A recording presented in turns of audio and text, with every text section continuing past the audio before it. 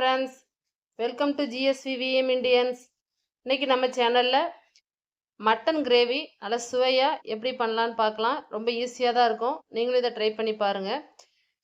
இந்த வீடியோ பிடிச்சிருந்தா GSVVM Indians இந்த சேனலுக்கு சப்ஸ்கிரைப் பண்ணிக்கோங்க. அப்போ நாங்கள் போடுற வீடியோ உடனுக்குடன் உங்களுக்கு வரும். இப்போது நம்ம மட்டன் கிரேவி எப்படி செய்கிறதுன்னு பார்க்குறதுக்கு முன்னாடி இந்த வீடியோவை பாருங்கள்.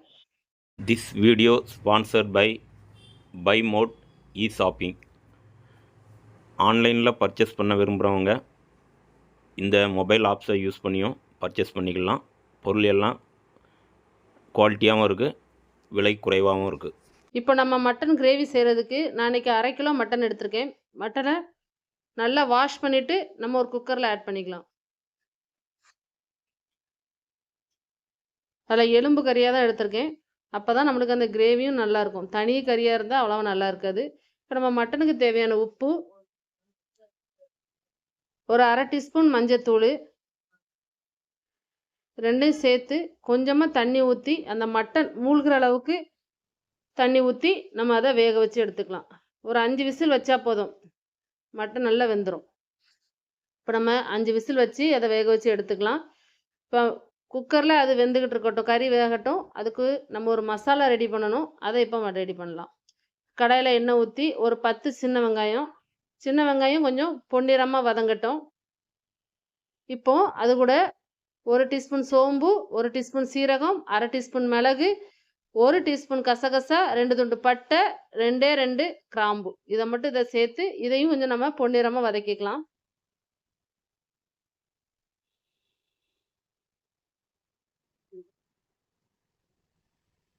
இப்போ ஓரளவு நல்லா வதங்கி வந்துருச்சு. லாஸ்ட்டில் இதில் ஒரு கைப்பிடி கொத்தமல்லி இலை போட்டு அதையும் லைட்டாக வறுத்து விட்டுக்கலாம்.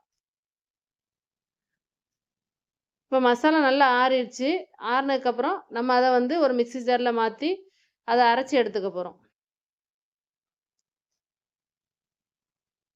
நல்லா ஃபைன் பேஸ்ட்டாக அரைச்சிருங்க.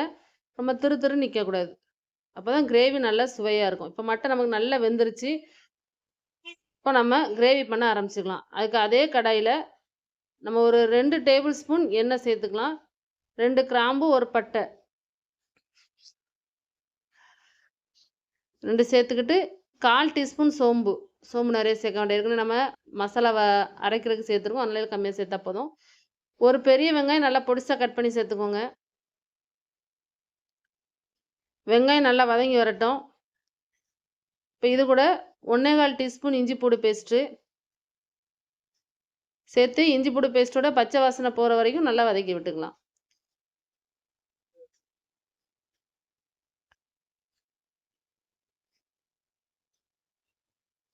இப்போ ஒரே ஒரு சின்ன தக்காளி மட்டும் இதில் கட் பண்ணி சேர்த்துருக்கேன். தக்காளி நிறைய சேர்க்க வேண்டாம். நம்ம கிரேவிங்கிறனால தக்காளி கம்மியாக சேர்த்தா போதும். குழம்புனா தான் நிறைய சேர்க்கணும். இப்போ தக்காளி நல்லா வதங்கி வந்துருச்சு. இது கூட நம்ம மசாலா ஆட் பண்ணணும். அதுக்கு முன்னாடி நம்ம அரைச்சி வச்ச பேஸ்ட்டும் இதில் சேர்த்து அதையும் நம்ம இதில் வதக்கி விட்டுக்கலாம் லைட்டாக. ஏற்கனவே நம்ம அதை வதக்கி அரைச்சிருக்கனால ரொம்ப வதக்கணும்னு அவசியம் இல்லை. இப்போ மசாலா 2 டேபிள் ஸ்பூன் மல்லித்தூள், 1/4 டீஸ்பூன் மஞ்சத்தூள், 1 டீஸ்பூன் தனி மிளகாய்த்தூள், 1 டேபிள் ஸ்பூன் காஷ்மீர் மிளகாய்த்தூள், 1 teaspoon mutton masala, 1/4 teaspoon garam masala, 1/2 teaspoon சோம்புத்தூள். இதே நம்ம இதோட சேர்த்து மசாலாவோட பச்சை வாசனை போகிற வரைக்கும் நல்லா வதக்கி விட்டுக்கலாம்.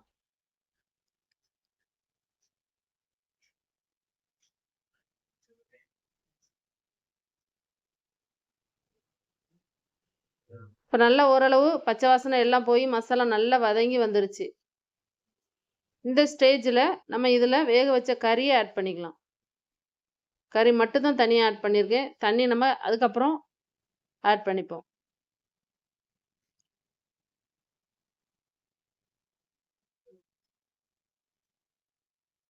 இந்த கறியில் அந்த மசாலா எல்லாமே நல்லா சேர்ந்து மிக்ஸ் ஆகி வரணும். நல்லா வந்துருச்சு. இப்போ நம்ம அந்த தண்ணி இதில் ஆட் பண்ணிப்போம். கறி வேக வச்ச தண்ணி மட்டும் தான் இதில் சேர்த்துருக்கேன். எக்ஸ்ட்ரா தண்ணி எதுவுமே சேர்க்கலை. எக்ஸ்ட்ரா தண்ணி சேர்த்திங்கன்னா அது வற்றி வர்றதுக்கு ரொம்ப லேட் ஆகும். கறி வேக வச்ச தண்ணி மட்டுமே ஆட் பண்ணிக்கோங்க. உங்களுக்கு நல்லாயிருக்கும் கிரேவி. இப்போ நல்லா கொதிச்சு வந்துருச்சு பாருங்கள். நம்ம ஏற்கனவே கறி வேக வைக்கும்போது உப்பு சேர்த்துருக்கனால அந்த உப்பே சரியாக இருக்கும். இப்போ நல்ல எண்ணெய் பிரிஞ்சு கிரேவி நல்லா ரெடி ஆயிடுச்சு. பாருங்க நல்ல வாசனை வருது. கடைசியாக இதில் நம்ம கொத்தமல்லி இலை தூவி அடுப்பை ஆஃப் பண்ணிடலாம். இந்த கிரேவி வந்து உங்களுக்கு இட்லி, சப்பாத்தி, சாதம் எதுக்குனாலுமே ரொம்ப சுவையாக இருக்கும். நீங்களும் இதேமாதிரி ட்ரை பண்ணி பாருங்கள். குழந்தைங்க ரொம்ப விரும்பி சாப்பிடுவாங்க. உங்களுக்கு இந்த வீடியோ பிடிச்சிருந்தா GSV VM இண்டியன்ஸ்க்கு சப்ஸ்கிரைப் பண்ணிக்கோங்க. தொடர்ந்து எங்கள் சேனலை ஃபாலோ பண்ணுங்கள். Thank you friends.